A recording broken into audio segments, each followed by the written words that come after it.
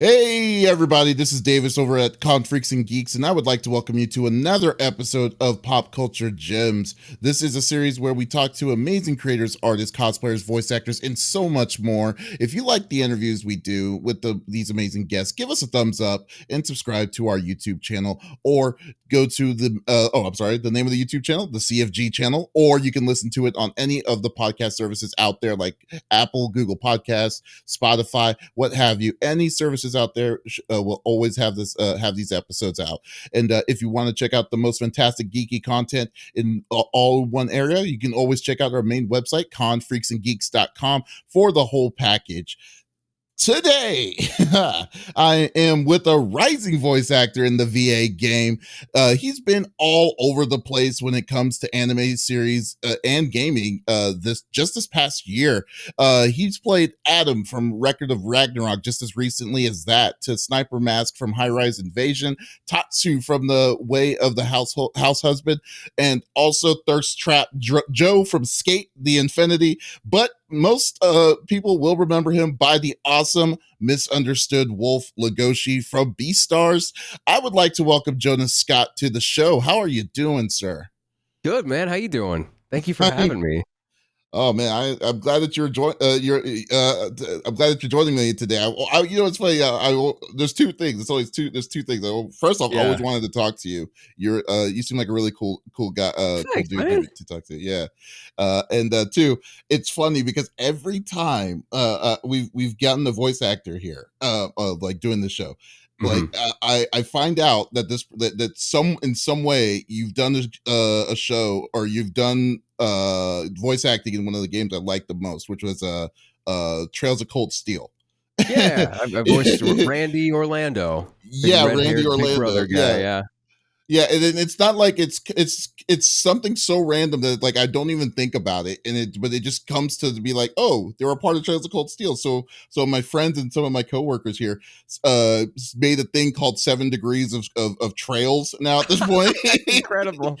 Yeah, so because we've gotten about like 9 people. We've got like Sean, like we talked to Sean Chiplaw. We're like, wow, we got the main dude. It's like, oh, okay, yeah, cool. yeah. And awesome. At that point, you got everybody else, right? Exactly. It's like we're just spanning out. I think we got like basically like a 4 out of the 9 of the people like already. Oh my goodness! But it's working. It's a great game series. Fingers crossed for Hajimari no Kaiseki dub soon. Please. Oh god. Yeah, well, they just recently announced like NIS America just announced like 5 new localizations. That's crazy. Yeah, that's exciting. Yeah, well, that's cool. No, I mean it's definitely cool, but it's coming up. But yeah, so we're still keep on trucking. I'm glad you're here. Thank you for coming on as well. Of course. Okay, well, let's get this party started, Jonah. Sure, yeah, it's thing, dude. Yeah, so I was just wondering because like I've seen your background a little bit, and I've heard that you initially started out from like stage acting, like Broadway, plays, Broadway stages, kind of like that, and then you decided to switch over to voice acting. What made your decision to go into the world of voice acting? When I was in college, I was a huge gamer. I was a semi-professional League of Legends player for a year and a half. I did a lot of esports and shoutcasting, and I was involved in speedrun community to some extent. I was big into streaming and video games and that whole like esports area of the internet. And it had never occurred to me in working in all that stuff and like mocking League of Legends characters as I play them and doing all that kind of stuff that there was like an actor there that was hired to do that, because it was the magic was still there for me because I hadn't delved into any sort of production, and the only kind of production stuff that I did was for stage. So I started playing Titanfall or Titanfall 2. And it was in my dorm, and my girlfriend was there at the time, and she was the one who actually said, "Hey, this guy, this kind of sounds like you when he's talking." And I'm like, what do you mean? So I had to go and like look up the fact that there was actually an actor that was hired to do this job, and they got paid money to be this person, and like that blew my mind. That for a second I was like, I could get paid to do this instead of doing the theater thing. So I kept that in the back of my mind for a little bit. And over the summer, I went with a buddy of mine to New York City, and I stayed with him for a couple of weeks because he was another theater guy. And I was like, he's like, you want to stay and, watch some auditions? You want to see how we live out here? I think it'd be really neat for you to get, immersed in that, kind of like push you into the deep end for a second. Now, I wouldn't be personally auditioning. I would just be following along. And I did that for a couple of weeks, and it was the most grueling, demoralizing, Wow. honestly annoying thing that I could ever think of. As somebody who would wake up at 11:30 and play video games until 3:30 and go eat lunch, and I wasn't a particularly studious or I guess engaged student. I was somebody that was like, I can act, but I didn't try hard. Are you saying kind of like how the grind of the lifestyle grind of a Broadway actor is exactly. just Some way people too are much? some people are very motivated by the whole, not necessarily negative reinforcement, but they're motivated by the prospect of positive reinforcement or the prospect of a very, very good job done in difficult circumstances. Because stage, if you've ever done stage, is a lot of moving parts. And just the fact that all of that works and even is able to be pulled off, whether let alone whether or not it's good, just the fact whether or not it's pulled off at the end of the day is a huge testament to the amount of organization and level-headedness and just the work ethic of everybody involved. Now, I am huge into that. I still sometimes do stage stuff, and I still recite sonnets and I memorize monologues just because I need to make sure that stays fresh in my head, because as an actor you just got to have that base there. It was a lot of work. If you've ever done a stage show, I had to take time off of my esports team to be like, hey, I have to go and do rehearsal 3 times a week for this show, and then 3 times a week for another show, because I'm in the theater department, and I have to keep doing shows. So we got to a point where it's like, okay, do I go whole hog and fully invest myself into stage acting and move to a little postage stamp apartment in Manhattan and do the grind? And I was paying attention to the people who were on Broadway, and there's a reason these people are on Broadway. They are incredible. They are very good at what they do, and they've been doing it for years. Another thing that I noticed while I was in Broadway, or watching Broadway shows, and meeting these people afterwards, was by the time, as an actor or somebody who does musical theater, by the time you're 39 to 40, you've pretty much done a number on your body, because you spent your 25 to 35, that decade, you spent that going completely bonkers on your body, working out, doing rehearsal, especially dancers. They destroy their bodies, and it's like, do I want to be able to go hiking when I'm 40, or do I want to be able to walk on my own by the time I'm 60? It's that's a gamble you have to take there. But I did pump the brakes on stage acting at school just enough so that I can make sure that my senior year I got my degree, I did my juries, I made sure that everything worked. But instead of doing as many shows, I started voice acting online and doing hobbyist things. So I had a blog where I would do voice requests and stuff on the blog just to test everything out, because I had never done anything online before, or anything voice acting wise, period. And as I was putting more and more stuff out, I started to understand how the mics worked and how my voice worked and what my niche was, and people seemed to really like what I was producing. Then I started to audition for indie games and animations and things that my friends were involved in. And these are people that I've known, up until this day. People like Kellen Goff, I've known for a long time. My buddy Ruben Lack, I've known for almost 10 years. These are all other actors that have grown up around me at the same time.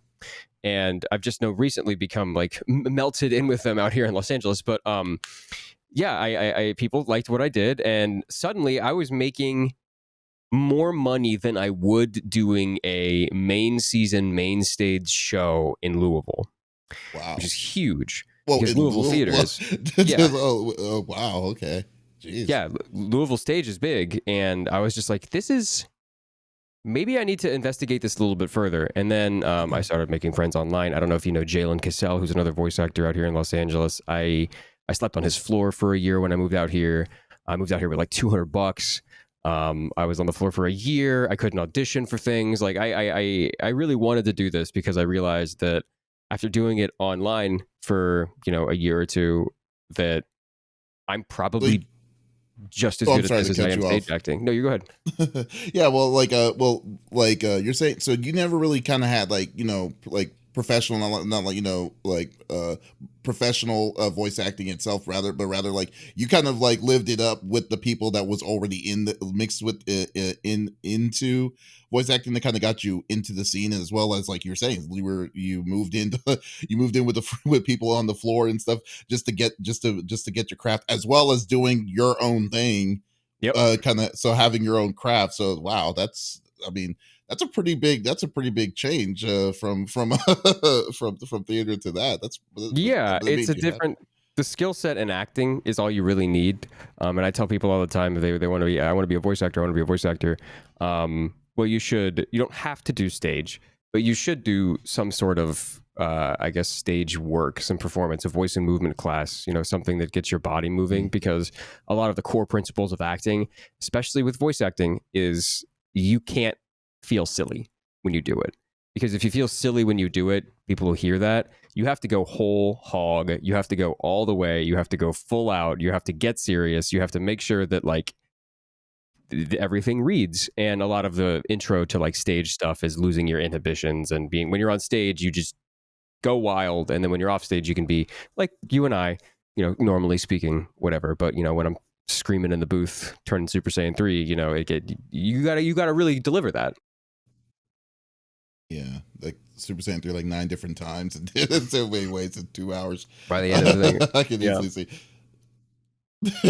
But man, that is, wow, that's a crazy story. And like, how long have you been have you been going through, like, in like voice acting? Like, how long did your journey from Um, start for voice acting?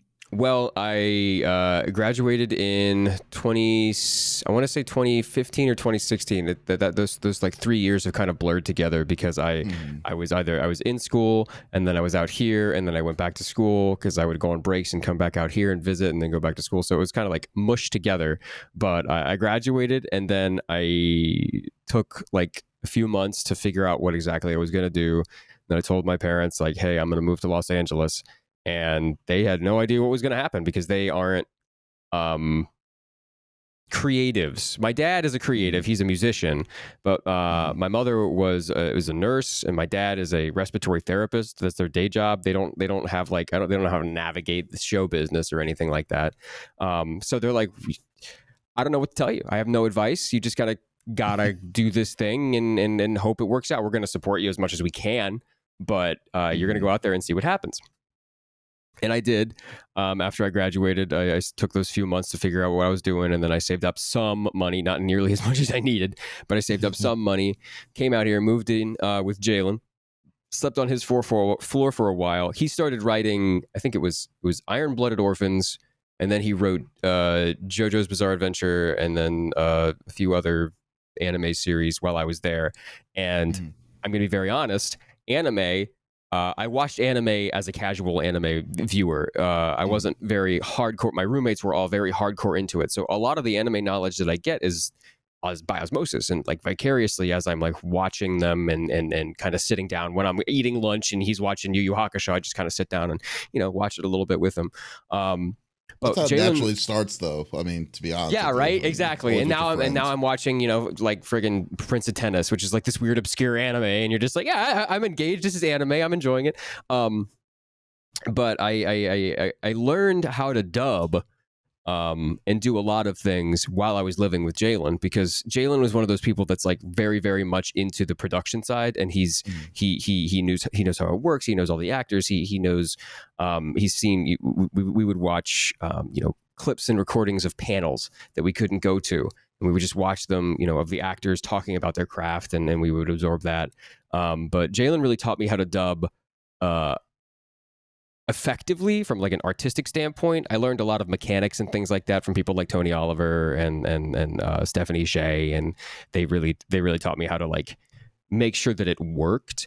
But Jalen and company and everybody that I worked with, we did a lot of like group projects together that were kind of not professional, but they were like, just to hone our craft, because not a whole lot of us were getting work at the time.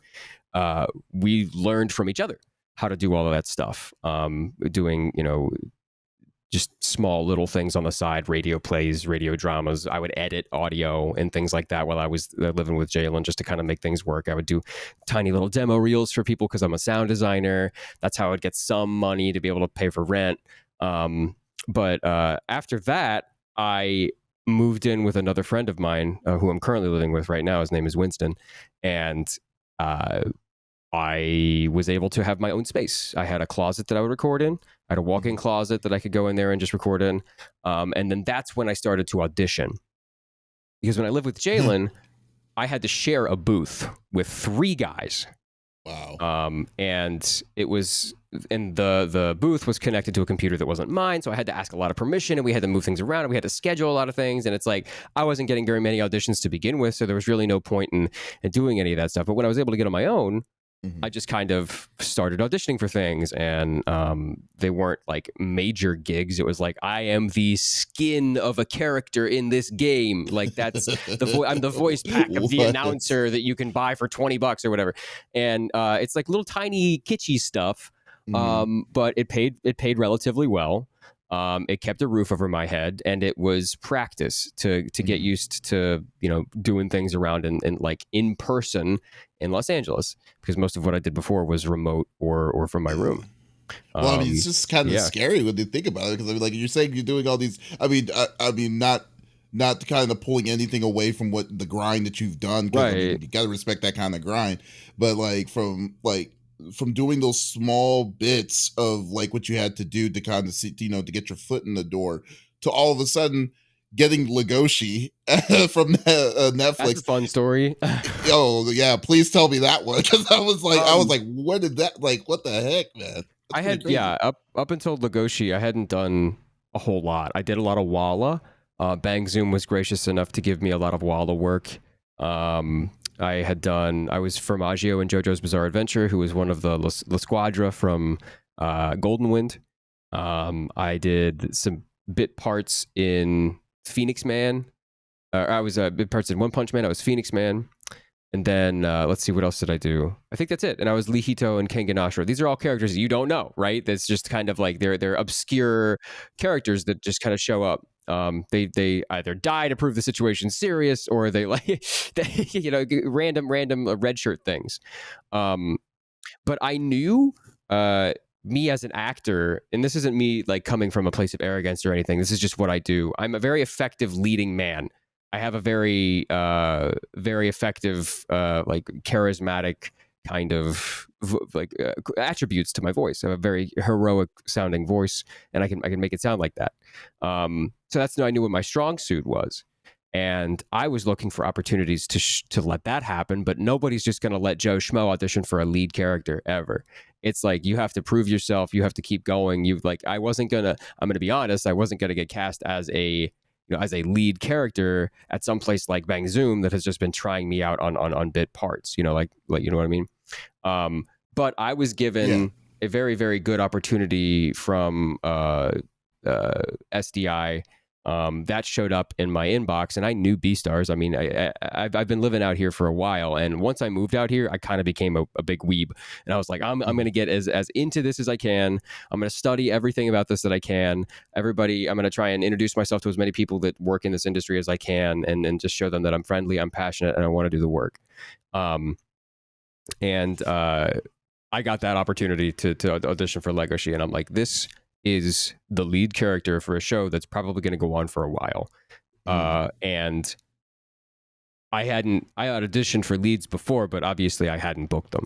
And it's like, this guy, I was looking at the character and I was listening to the Japanese, and I'm like, yeah, this does kind of sound like me, and I could probably pull this off. And this is a very, like, if in any other circumstance, I know this is probably very, very something to say, but in any other circumstance, somebody like Matthew Mercer would get in and play this character, or somebody like Troy Baker would come in and play this character, because it's just in that vocal niche. That's the tier that you're talking about. Yeah, no, it's like, usually you got the top echelons that you usually see. You're like, oh wow, that's got to be Mercer, or that's got to be Baker, or I mean, these are leading man voices. There's obviously a handful of other people that can sound exactly like them. It's no big deal. It's just, I was in the right place at the right time. And another thing that really made me super nervous about auditioning for this character was this whole show was union. This is, wow. Beastars, anything that comes out of Netflix nowadays is a union That's dub. great. That's awesome. And I knew that this was the thing that was going to get me into the union, Taft-Hartley lead. So not only did I audition, I booked the character, but I became a union because of it. So I had like completed a lot of my goals. The goal moving in to that year was I want to voice a character that shows up in the OP of the anime, because I just think that would be cool. And like the first month of that year, it was like, here's 3 of them. And I'm just like, okay, well, now what do I do? How do I figure this stuff out? But when you have like a completion list in the game, it's like, you're like, okay, you have to do all of this. And all of a sudden you're like, you got like all of them in one hit. Done. But that was another challenge, was finding out what I'm gonna try and make my next goal. But the guy who directed the show, Bob Buchholz, he's amazing. He's so cool. He's been doing this longer than I've been alive, and he was the one who's just like, you're gonna. When he brought me in the first day, he's like, "You ready to start this journey?" And I'm like, "Oh man, I was born ready." And but in the back of my head, the entire time, I'm saying to myself, again, as this is my first anime lead, I'm like, "You can't fuck this up, because if you do, anime fans will eat you alive." And you want to know how I knew that? Because I was one of them. I am my own worst critic. So when the show would come out, I would be the one who would pick it apart the most. And if I screwed this up and other people picked it apart harder than I did, I couldn't live with that. So I was very nervous doing Legoshi and, making sure that character was literally, I could not leave the booth unless it was perfect. I had to. And as a creative, it's next to impossible to get things to be perfect. But I couldn't fuck it up. I couldn't live with myself if I screwed that character up.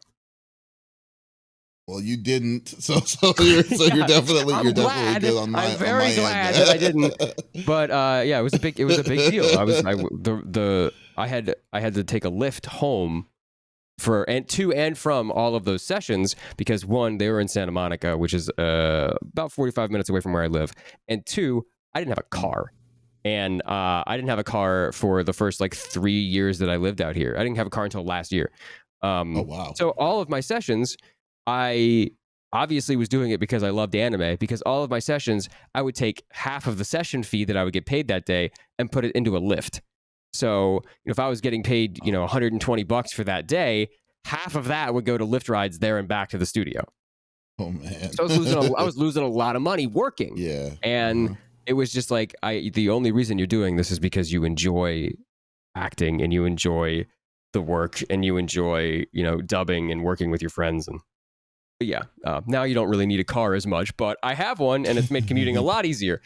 Very much so. And then what would you say was that was kind of like one of the most challenging transitions from your acting background to stage acting backgrounds to voice acting? This other actors who are stage actors will give you the same answer. The acting style, at least for anime, for video games, you can still kind of stay that whole understated, realistic kind of performance. But for anime, a lot of anime are incredibly over the top, are very animated, and especially for dubbing, you really have to make sure that reads, because I have been miscast as characters that I shouldn't have been playing, and it got picked apart by the audience, because it's like, oh, this Jonah does cinematic, realistic acting, and he is good at comedy when he has to play straight, right? But the issue there is that it's slightly over the top and animated to a way that you have to be a caricature of this, like in JoJo's Bizarre Adventure. Everything my character said in one particular episode, everything was yelled, screamed, not projected, not like, I'm trying to talk to you from over there. Everything he said was yelled. Everything was screamed and shouted. And it's like, that does a number on your chords, but if you do it right, it's okay. But that's not my normal voice. That's not what I actually sound like. And that's not what I'm best at. So the hardest part, the transition, was toning down the overacting that I usually do, and making it so that it's a bit more straight, a bit more not necessarily comical, but a bit more easy to digest, a bit less nuanced, a bit more, this is what we're saying, these are the emotions we're feeling. So rather than through subtlety and nuance showing what exactly the character's feeling, more so being like, some commedia dell'arte stuff where it's like, I'm sad, so my face is sad, and I'm going to show you that I'm sad. But I guess it's difficult, but it was like so rewarding when you got it right. Naruto dub Yeah. was one of the Oh God. easiest ways for me to figure that out. That's another thing where it's like I moved out to LA and suddenly I was just like immersed in all this stuff, learning how to dub. I would watch dub Naruto, and I'm going to be honest, there are some episodes of dub Naruto that aren't great, and there are some episodes of dub Naruto that are fucking poetry. And sitting down and watching those episodes of poetry, I was able to digest, like, this is how you're supposed to do it. This is how it's supposed to sound. I understand now. Troy is pain. I understand now. This is what an anime villain is supposed to sound like. It's like this is how it works. So it was a lot of immersing myself in the media and figuring out what the anime sound was, and like why I enjoyed it, and making my enjoyment kind of a catalyst to try and make it enjoyable for others. This is what I want to watch, Yeah, that's that's very well said. Definitely, definitely, man. But I can't even only imagine, because like from anime, the crazy, like, the incredible, like you were saying, JoJo's like incredibly eccentric of like what they do, super moves and super actions and stuff. Yeah. To like but I think the crazy ones are kind of like sports animes, like I think you did a character in what's called a Kuroko no basket. Yeah, it's a lot of, he's using his super move, like that. Yeah, that kind of thing. I've always had an issue with those. Every time I myself, I'm like, how are they so eccentric about, like, it's like how they're describing the situation that there is, and it's like, oh, he's just doing a jump shot. A hell of a lot of like metaphors and deep discussion and discovery as these abilities, but it's like, yeah, he's just doing a layup. Like, it's not that big of a deal. It's like literally like it's like 20, like it's 5 seconds left, and then that 5 seconds is stretched to like 6 minutes of description and and like power shot, moves, reverse shot, reverse. Oh my God, he did a reverse layup. It's like just switch. It's like, oh exactly. But hey, it's engaging. A lot of the metaphors are very fun and funny, and I'm doing a lot of sports anime now, and that's just par for the course, I've noticed. And that's very true. If there's a formula, if it ain't broke, don't fix it. That's very true. You're watching Prince of Tennis right now, so hey, yeah, exactly. All right, so like I mean, you with your background as well, I mean, you have to have like a good, like, do you have favorite Broadway shows that you're into? My favorite Broadway shows, I enjoy Avenue Q, which is probably something that couldn't really be put on nowadays, but I really enjoyed Avenue Q. I liked a lot of Mel Brooks's musicals that he put on Broadway. I'm a huge comedy fan. Those are fantastic. Some of the newer things, Hedwig and the Angry Inch is great. There's a lot of newer stuff on Broadway, and there's some stuff off Broadway that's really neat. The Spamalot musical, I think, was on Broadway for a bit, then moved to off Broadway. That was really good. I'm a huge Monty Python Flying Circus fan. But yeah, I'm big into comedy. There's stage plays that are enjoyable. There was one my sister went to that she showed me pictures of and some video of on YouTube, where there was this house in New York, and it was kind of like a interactive theater where you would go in, and at a particular time, the production would start, and then the play would just happen around you. Wow. And as you walked through the different rooms and things like that, different scenes would play out in the rooms, and you kind of pieced together this like eldritch horror story as like time passed in this home, and eventually you ended up in like the basement, and there was a naked chick covered in blood, and it's amazing. Like, performance art is so good, and they don't touch you. It's not like a haunted house or anything like that. It's just like you buy a ticket and you stand there, and then you're just watching the show as you're walking around. It's kind of like touring a house, but with art around you. But awesome. Yeah, I'm big into experimental theater and things like that too. I loved watching that stuff in college. So it's like my mom kind of got me into like really getting into Broadway musicals. There's musicals that I know I will never watch, like Sound of Music, because I've watched it so many Oh times when I was yeah. a kid and stuff. But I mean, the one I think it really kind of got me over was when Daniel Radcliffe did, like, in the early 2000s, like Equus? 2010s. No, not Equus, not the one about not the horse, not the horse one. Oh god, it's like, huh, fascinating. So he did what? I But remember no, that being a big deal. that would have been like, you know what? I'll accept that. But Yeah, no, yeah. it was How to Succeed in Business Without Even Trying, with like Oh John my God, Larroquette. I played J. Pierpont Finch in a production of that in college. How to Succeed Oh, in the Business main Without Really dude. Trying. Yep. And Oh god, like another I classic was. musical that I really like is Guys and Dolls. But Oh, yo, I you know what's funny? Like my friend told me about that one. I've never seen it, but like it's so cause like good. I love like old school like Music Man and all that stuff, Mm-hmm. and everything. But like man, Guys and Dolls is a good one. I might need to check that one out. Yeah, the old, I think, I don't know if it was original Broadway, but the old Broadway cast had J.K. Simmons and Nathan Lane. Wow, J.K. Simmons was huge on Broadway for a while. Yeah, it is before he did like a big film career. wow, I did not even know that he was in Broadway. That he did Broadway like Yeah, that. yeah. But that's that's definitely cool. I'll A lot definitely of need to people, check that. I need to write that one a lot of down. your But favorite actors have done Broadway at some point, just because it was an mhm. inevitable phase. I learned the other day that, what's his name? Jason Alexander from Seinfeld. Oh yeah, He remember did a he did. lot of Yeah, Broadway. he definitely did a lot of Broadway. He actually, I think, like before he got Seinfeld, I think he did quite a bit of it. Like, Yeah, yeah, yeah. That was his bread and yeah, butter. yeah, it's very crazy. And then like, yeah, no, you're totally right. But no, I love going to shows and stuff, man. It's really a good experience. But I need to Open check him out the back one. up. Yeah, that's very true.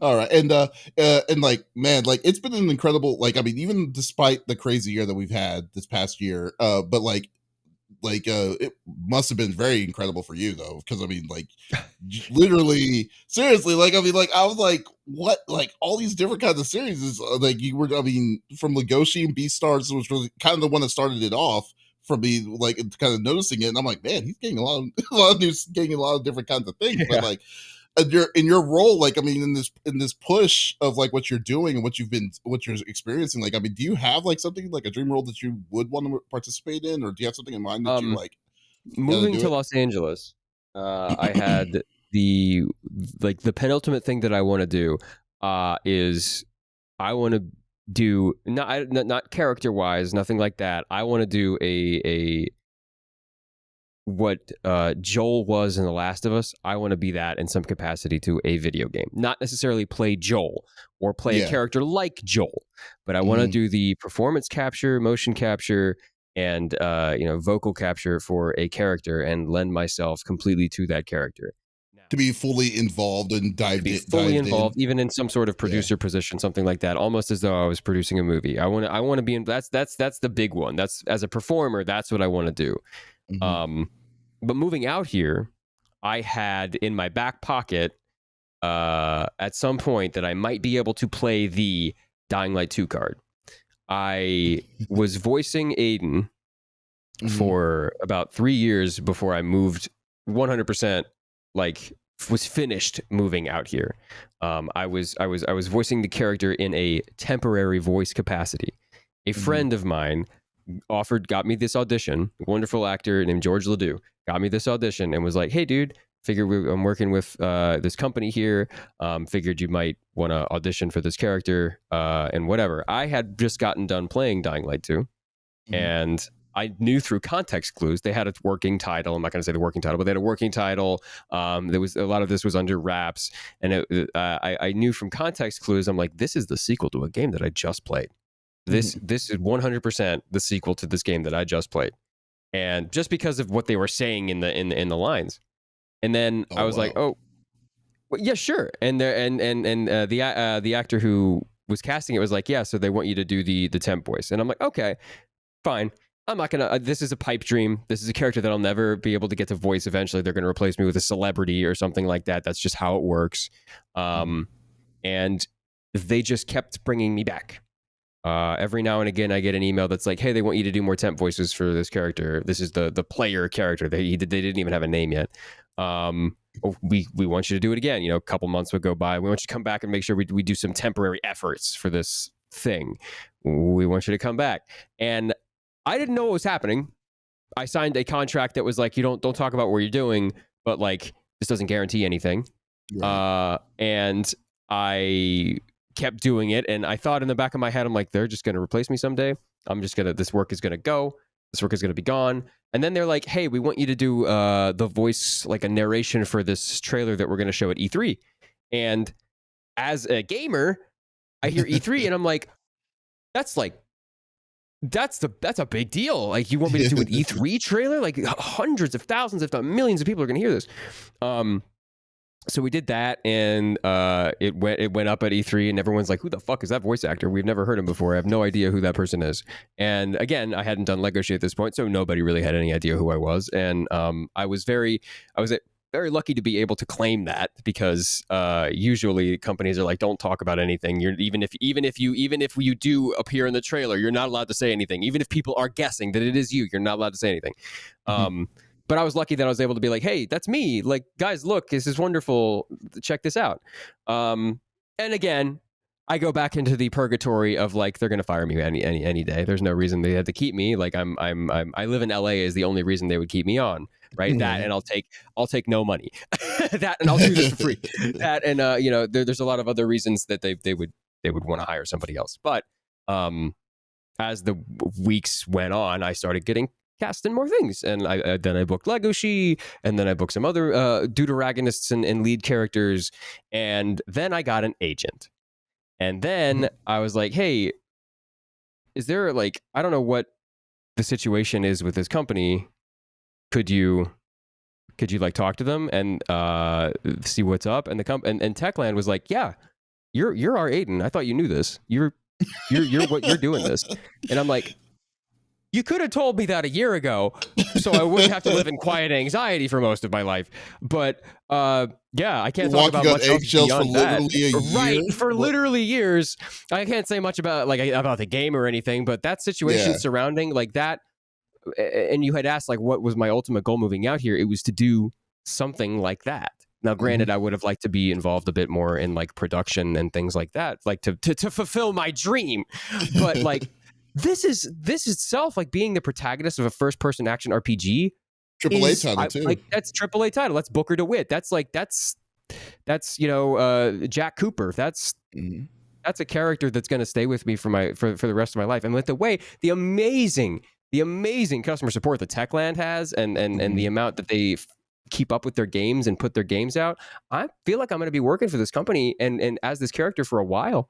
I think I would agree. I mean, it's funny because when you're saying with E3, because I believe I did see the E3 trailer. That was back in 2019 before all of this happened, and then like they did the explanation about like the flood. Like, you could basically leave sites and spots completely untouched and everything. How vast this thing was. So, but it would have been nice for them to give you the heads up of like saying, oh yeah, that's right. It's like you inadvertently got into a AAA title without knowing. There was nothing. It's just like, and you're scheduled for this session soon. I'm like, I guess I'm doing. They can't like go back now, can they? Like, there's no like. I have to be like, right? You're 100% serious, right? Like, I'm certain. But yeah, they've it wasn't acting like kind of cold to you at that point, though. To be for you to be kind of anxious. No, not at all. I don't blame them in the least, because like, you got to think about what they've been working through right now. Like, they've worked through a pandemic. They've had to have crunch on their game to some extent. Like, they're working they're working their asses off to make this game as good as possible. And it's like, I'm over here like, hey, are you gonna confirm me as a character? Like, I'm an actor. I'm mad. Like, it's but the warmth that they welcome me with, the Techland welcomed me with after I was like, they're like, oh yeah, dude, I'm sorry, 100%, you're our Aiden, like, way to go, like way to go, you sound great. And I felt massive weight off my shoulders, and I was able to finally like, okay, let's do this, let's make this the best game I've ever made. So that is my dream. My dream is a little bit bigger than what I've got, but like, this is already I cherish this. Like what I So have as this yeah. character, I want to make it as good as possible. And like because I'm a fan of the game franchise, I'm a fan of gaming in general. Like even when the game comes out, I personally plan to host a speedrun tournament just to see how people, I Mhm. that's how invested I am in community and making sure that like people know that this game means a lot to me and that my job means a lot to me and my community means a lot to me. So Oh, very much so. yeah, Man, that's I'm a that Dying in a Light fan, nutshell. so that yeah, I'm like I can't wait till we get until we get our hands on it too. I mean, that game looks like Yeah, looks amazing, so I definitely can't very wait to hear excited. you. Yeah, I hear you in it. And but there's also a thing that like, that you do on your YouTube page that I have to comment on. Oh yeah. And it's it was your anime voice actor reads your thirst tweets. Okay. And, Okay. Yeah. and, Yeah. and I have to say though, like that's pure gold, man. I'm Thank just like, are you. you kidding me? It's funny to me because it's like I know people can get very thirsty, but my God, this is Yeah. crazy. The reason behind that is really really interesting. I have a very masculine voice. I have a very heroic voice and a voice that lends itself to, for some reason, characters that are very attractive and paternal. And I hesitate to say the word daddy. Whoops, there I go.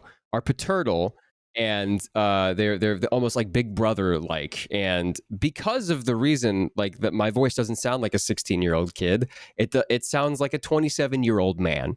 And because of that, all of my characters are of age, and because of that, people can thirst for them as much as they want. They can even get pretty vulgar with most of them, and that's because they're over the age of consent, like 18. by a mile. Like I play one, two, three, four, five, six, seven characters over the age of 25. Wow. And I thought to myself, I'm like, okay, I did YouTube for a while. I've streamed longer than I've done YouTube, Mm.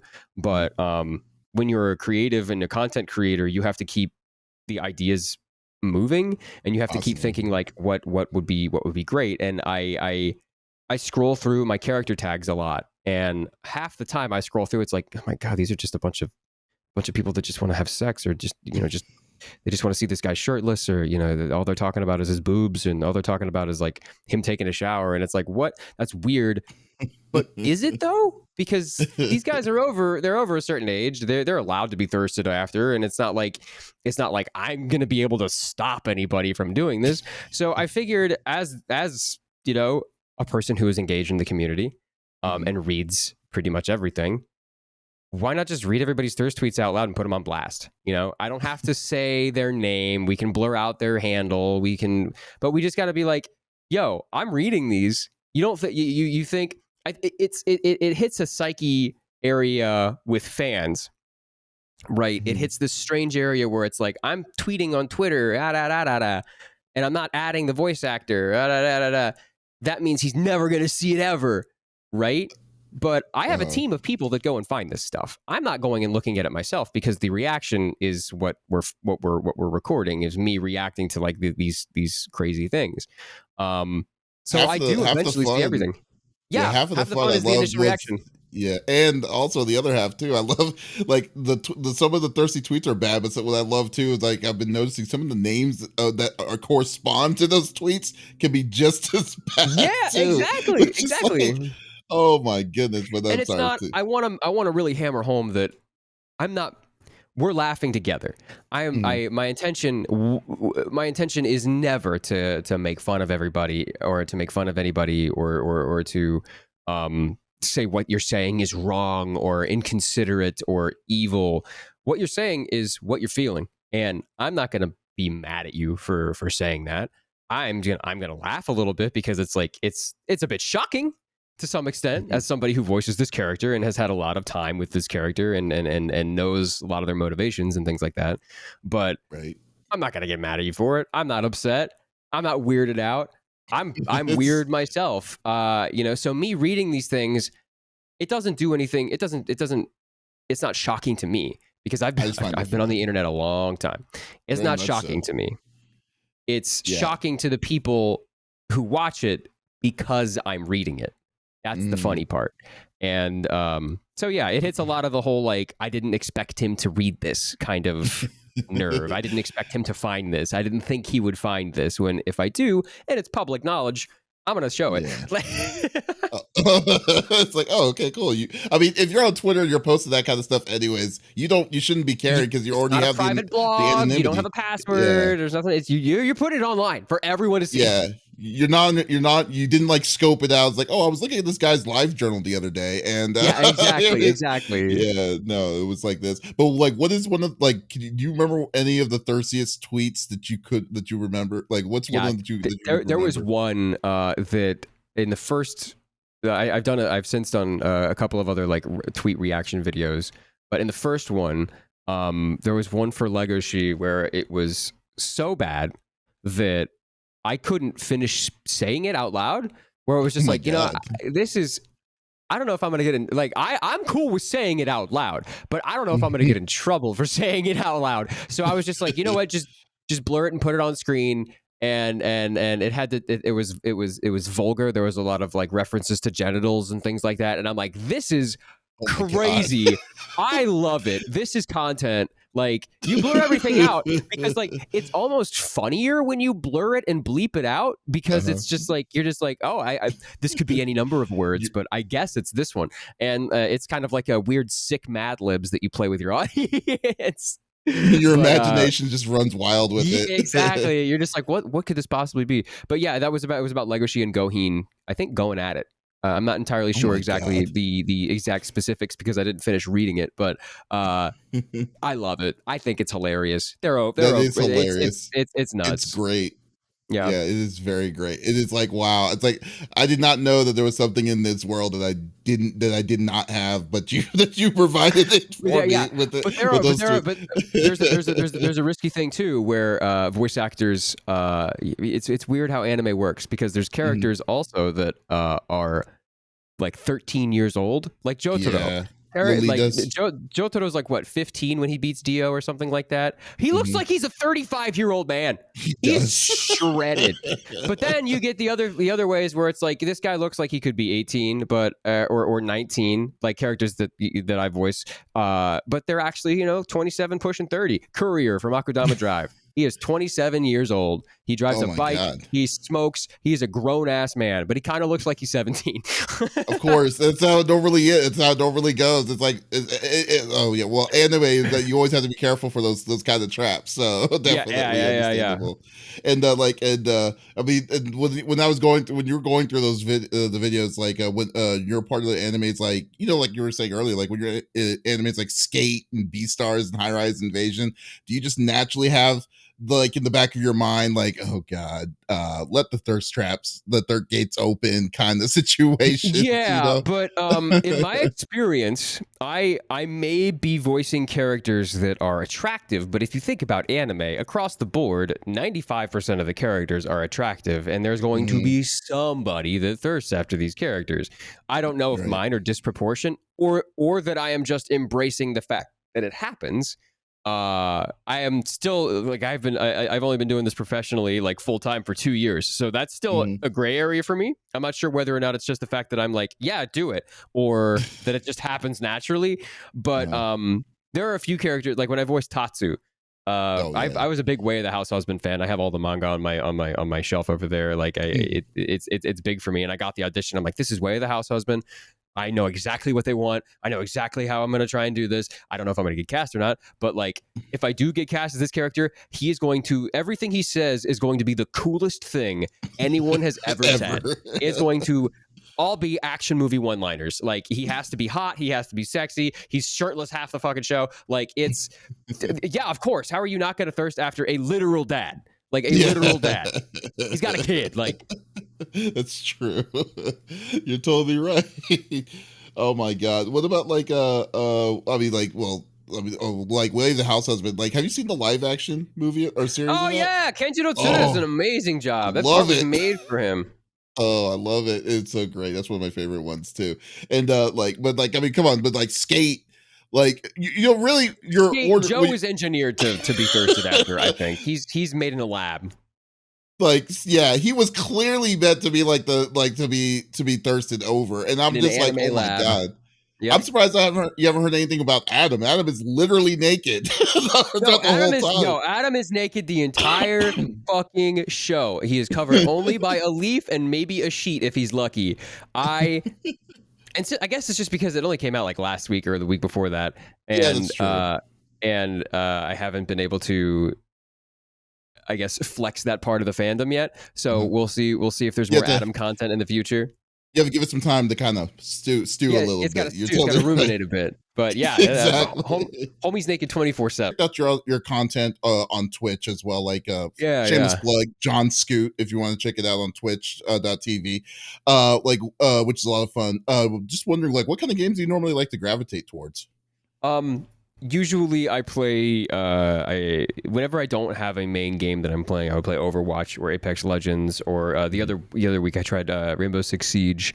A bunch of like team-based games that I can get together with friends and sit down and play. And at the same time, if I die, I can talk to chat. There's a lot of like times for interaction. A big part of my Twitch stream is chat interaction. I like to read to the chat as it goes by as much as possible when I'm playing games. So games that facilitate that.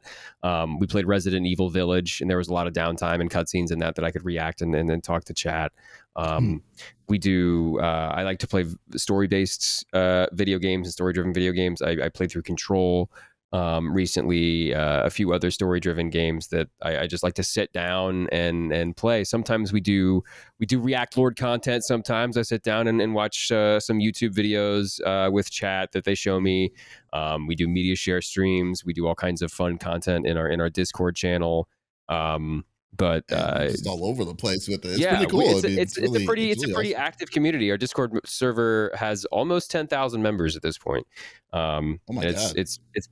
pretty active, and I'm very proud of where this stuff has taken me. I've been streaming on Twitch for like 6 years. I streamed when I moved out to here. I streamed to an audience of 10 people, all of which were my friends in Discord, for about a year. And I would do the same content that I would do normally here, but it's just now we have an audience and we have people who will engage, and we have, people who want me to produce more content instead of me trying to like struggle to do that. It's just like, we should do this, you should do this. And there's constant suggestions. And I'm blessed to have the Twitch community that I do and the career that I do. And I'm able to use them both interchangeably. And this might get a little sad, but about a year and a half ago, my mom passed away of a heart attack, and it was very sudden, and she was a lot of stability that I had out here. She would help me pay my rent. I would talk to her almost every day. She didn't know what I was doing. She couldn't offer me any real advice, but she would tell me to keep going and tell me to just keep working on things. And a lot of her suggestion was like, Jonah, maybe you should start a YouTube channel and you can just vlog about your voice actor life. And I'm just like, nobody would want to listen to that. I'm not cast as anything. I haven't done anything. No one would want to watch my YouTube channel, watch the YouTube channel of a struggling voice actor. Right. So the Twitch was YouTube would have been, I thought to myself, YouTube would be a lot of effort, and it's a lot of like, I would have to edit the videos and sit down and do things. But with Twitch, I could just flip a switch, and then whoever wanted to come could come and watch, and then whoever, I could take the content later and put it into a YouTube thing, or do whatever I wanted with it. So the Twitch kind of became my own, hey guys, today I did this. I had a session. I couldn't tell you what it's for, but it was for an anime, and I recorded for 2 hours, and I was in North Hollywood. I came back, took a shower, and now we're going to play some video games. And tonight I have to go and do another thing for acting, but tomorrow I have to reveal a character, and I'm going to show you. Like, it's this kind of vlog community thing where I can keep people abreast of what I'm doing without making 80 tweets. I can just record and stream video games for people, and they can ask me questions about VO, and they don't have to spend $75 to go to a convention and wait in line to ask me a question. They can just pop in, tag me, and ask me that question. Now, will they get all the other things that come with a convention, like the other panels, the other guests, the dealer's room? No, they won't, but they'll get their question answered. And their pressing acting question answered, or the pressing question about why I like to main McCree instead of Reaper. Like it's it crosses over a bunch of wires, and that's why I really enjoy Twitch and how it just kind of merges with my community and my career at this point. It's No, just been totally, so definitely. Like, I mean, and blessing. that's really awesome to hear, dude. Thank you, and I really do. I do. I'm sorry I'm sorry for your loss on with your mother. I We're didn't know good. that. Thank you. Thank you. But yeah, but like the but like overall though, I mean, I just think like I mean like it's just fun. I love it when the voice actor is very like it's very interactive with you and stuff like that. Like and when you were saying about going to a convention to this is the reason why we did this show is because we wanted to talk more with the voice actors that feel like going to a Right. convention and be like, Right. hey, we have 10 minutes to talk to Jonah this time. Exactly. And just on this round table with really bad sound and a bad microphone and stuff. And so it's Yeah. like Yeah. Yeah. yeah, I love this experience more, and it's really awesome. I Like, do. Yeah, I do too. yeah, very nice and chill now. So I guess that's one thing that came out from this past year. That was Yeah. good, but still. Fantastic. But Jonah, thank you so much for being a part, coming in, geeking out with me a little bit, and Of talking about all course. this stuff. It's really Thanks for cool. bringing me in, man. Yeah, is there anything you'd like to maybe just want to plug for yourself, or is there just Yeah. I on YouTube, I have a YouTube channel. Just type in Jonah Scott, and that'll come up first. On Twitch, I am twitch.tv/Jonah Scoot, two O's, not two T's. And yeah, follow me on Twitter at I'm a Mr. Transistor, and I post all kinds of stupid memes and clips from Twitch, and content about characters that I voice, et cetera, et cetera. But that's really about it. Thank you so much for your time, man. awesome? Thank you so much, and guys. Thank you so much for listening to Pop Culture Gems. As always, if you liked this interview, you can also check out a whole lot more on our Spotify and on our YouTube page, the CFG channel. And but definitely just give a like and subscribe, comment, whatever, what have you. We will always love to have new fans talking to amazing, awesome people just like Jonah. So, guys, this is Davis signing off. Y'all take it easy.